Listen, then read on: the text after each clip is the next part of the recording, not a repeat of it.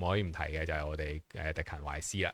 咁迪勤懷斯咧，大家亦都可以關注下佢幅圖，我而家 switch 俾大家睇下先。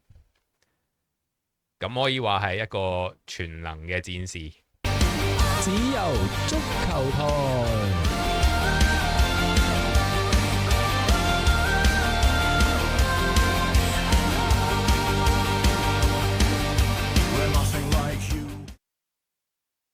大家好，今集就住網友嘅一啲想知道嘅話題啦，咁就做一期嘅中場球員分析。咁按照慣例啦，我都宣傳下自己個頻道先啦。咁之後足球台喺各大嘅媒體呢，網上都可以 search 到嘅，只要揾只由130呢就可以 follow 噶啦。咁唔同嘅媒介都有唔同嘅演算法啦，咁所以我 post 嘅內容都會有少少唔同嘅。咁另外就關於嚟緊香港隊呢，其實如果有直播嗰個畫面呢，我都會同大家喺呢度呢就做一個直播嘅。咁再睇下公佈啦。咁今集呢就主要先講翻阿仙奴上一季所有中場球員嘅分析。咁咧關於嗰位網友嘅提問呢，就係蘇比文迪同埋呢個奧迪加特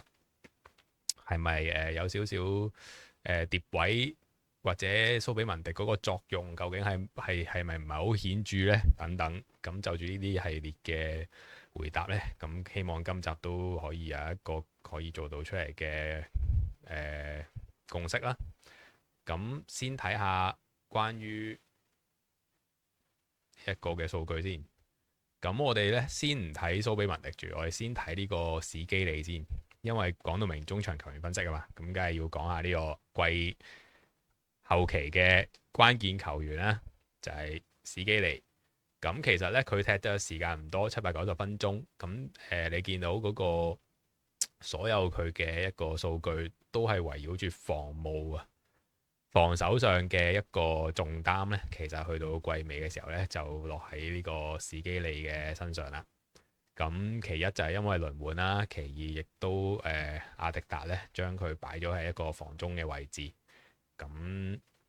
可以係一個變陣有效果嘅奇兵嚟嘅。咁我哋睇完呢個史基利啦，大概咁佢唔係今日重點分析嘅球員啦，咁但係你都可以見到佢主要咧都係圍繞住呢個防務工作，其實都做得幾好嘅。係啦，咁你見到右邊呢幅圖又一目了然啦，全部都係關於防守啦，都有參與組織嘅，但係就唔算多。咁好啦，咁我哋稍移玉步咧嚟睇蘇比文迪啦。你可以見到咧，我俾大家再比較下呢兩個框嗰個最大嘅唔同咧，就係蘇比文迪喺同一啲範圍方面咧係大好多嘅。咁但係當然啦，級數唔同啊，比賽時間唔同啊，都年紀又唔同啦。咁但係其實你可以見到約莫咧，佢哋嗰個形狀都係差唔多嘅。你見到蘇比文迪咧，其實都係主要參與喺呢個防守居多。咁佢作為即係我哋主力嘅一個防中啦，其實都係一個非常之唔錯嘅一個選擇，我覺得啊。即係如果防守上，但係當然你可以再比較其他嘅位置。咁譬如我哋有一個，我認為係即係介乎於防中同埋攻擊中場中間嘅，唔得，我唔可以唔提嘅就係我哋迪勤懷斯啦。咁迪勤懷斯咧，大家亦都可以關注下佢幅圖，我而家 switch 俾大家睇下先。咁可以話係一個全能嘅戰士，可以話係阿仙奴陣中嘅 Iron Man。咁你可以見到所有關於迪勤懷斯嘅除咗入禁區以外咧，都係爆炸嘅嗰個程度係係我哋中場不可或缺嘅一個非常重要嘅球員嚟嘅。咁先迪勤懷斯，我諗大家都有共識啦，有睇波都會知道佢係一個非常之好、非常之表現好嘅球員。咁問題就嚟啦，咁我哋網友提問頭先講就係關於奧迪加特噶。咁奧迪加特咧前兩集都講咗好多關於佢嘅傳送啊等等。咁其實咧想抽出嚟講咧，即係頭先關於蘇比文迪咧，其實佢嗰個包括位置同埋佢突出嚟嘅數據，當然唔會係非常之進攻型嘅球員啦。咁雖然佢有遠射入咗好多波幫我哋。咁關於如果中場個組合喺自從美連奴受傷咗之後呢，收咗 lead，咁我哋就要用蘇比文迪加懷斯啦，再加呢個奧迪加特呢個組合居多嘅。咁當然之後亦都有艾斯嘅神勇啦，或者係哈弗斯嘅一啲走位啊，落中場攞波啊等等。咁再睇埋我哋今日想講呢，就係蘇比文迪嗰個關於呢個向前啊，就係呢個 progression。咁佢係咪真係有能力去帶個波上呢？咁呢一個係我哋想關注嘅一個位嚟嘅。咁 progression 你見到呢，佢係喺中間啦，即係就算比較英超其他嘅中場都係中間啦，喺呢一個方面。咁63嘅 ranking， 如果懷斯又係點呢？懷斯就係屬於好前列嘅啦，都20位。咁奧迪加特係排第1、2嘅。咁呢個之前嗰啲都講咗，不再贅述。咁我哋再將呢頭先另外一位球員未有牽涉到嘅，就係我哋嘅艾斯咧 ，S。咁同埋奧迪加特，關於喺呢個維度，我想俾大家一個好清晰嘅一個畫面。好啦，大家見到咧，呢個呢就係奧迪加特喺呢個向前引領隊波。咁呢一個呢，就係講緊佢究竟係傳送又好，或者係引球推進又好，都係喺呢個維度上面嘅。咁所以你見到呢，嗱，呢個係奧迪加特，大家只要關注左邊呢一條巴先，唔好理佢個 ranking 先。咁我再 show 一 show 俾大家睇關於S 嗰個巴係點啦。同一個維度包括啲乜嘢呢？Playmaking pass per 90分鐘，跟住pass 入final third per 90，同埋引球即係個波向前嗰個 expected threat per 90。咁呢個係艾斯啦，呢個係奧迪加特。大家可以見到嗰個分野啦。咁你又將佢回放翻落個畫面度，就係當艾斯喺譬如踢正選，跟住搭呢個迪勤懷斯，再加呢個蘇比文迪嘅時候，大家好多時發覺艾斯都係隱形嘅。咁你可以得出一個由數據上啦，可以見得到就係艾斯咧，佢真係一個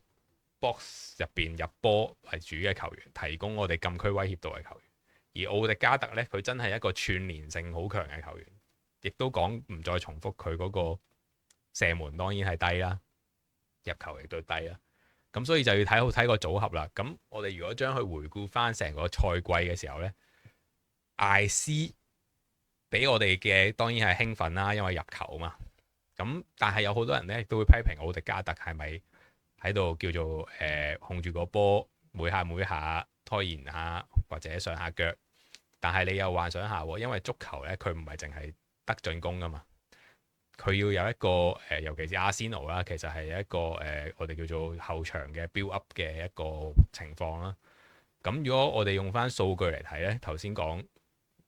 蘇比文迪佢不是最好引球做 progression 嘅一個球員嚟嘅。咁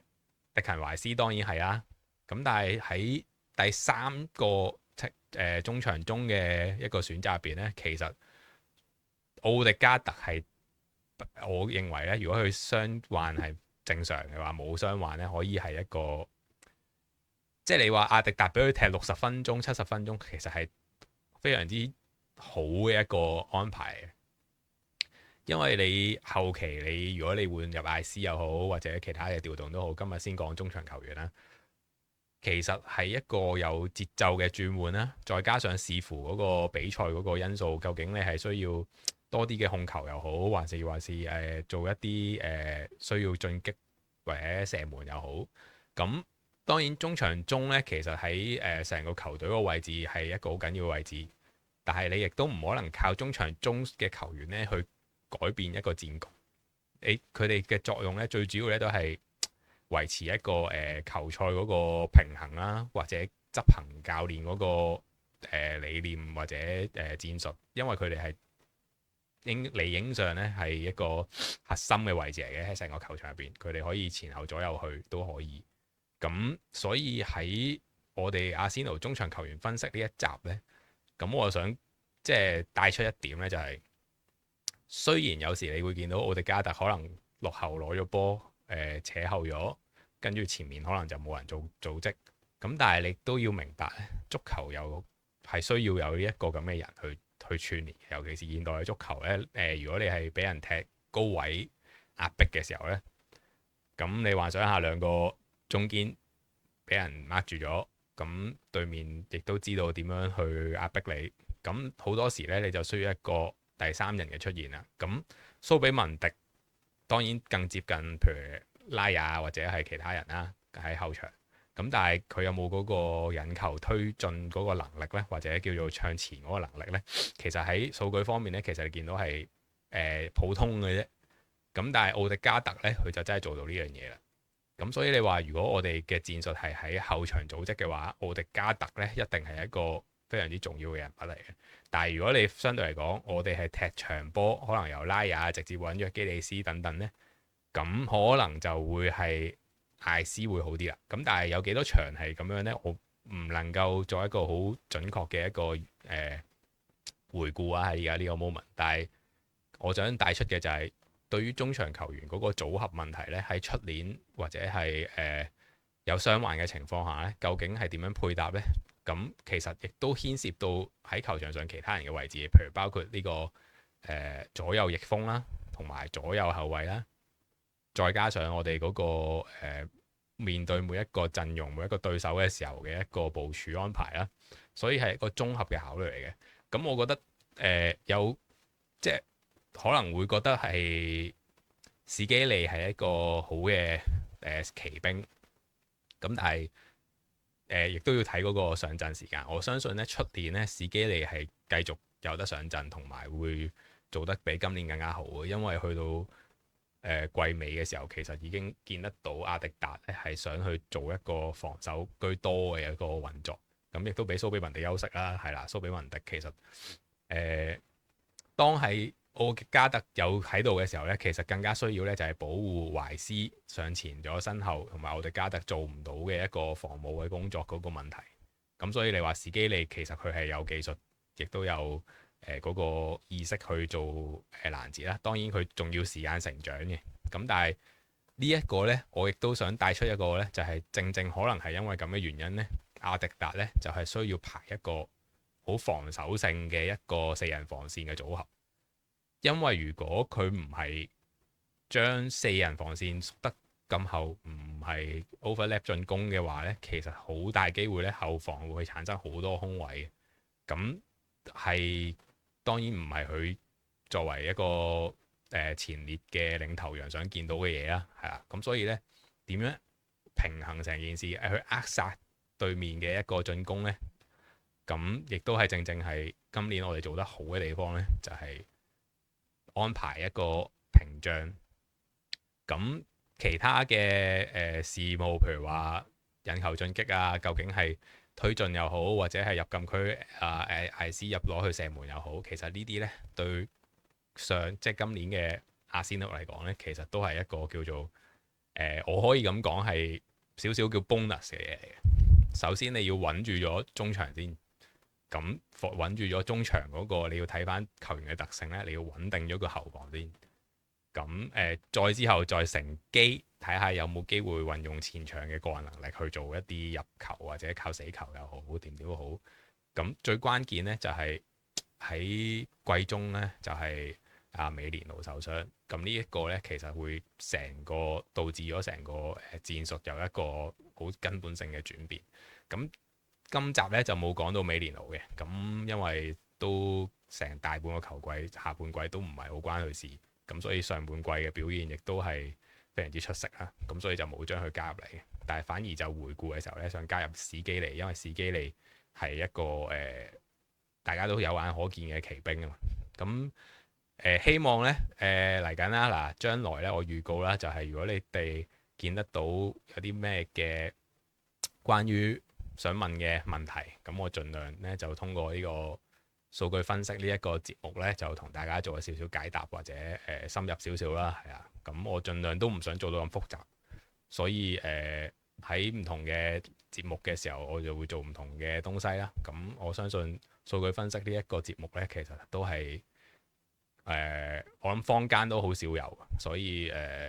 會做多少少咯。咁唔一定係阿仙奴嘅，你可能係其他球迷嘅 fans、國家隊啊、港隊啊、陳俊一啊，咁都可以做嘅，冇問題。咁今集就講到呢度啦，係啦，記住留言啦，俾我知道你哋想知道啲乜嘢啦。咁下一集再見。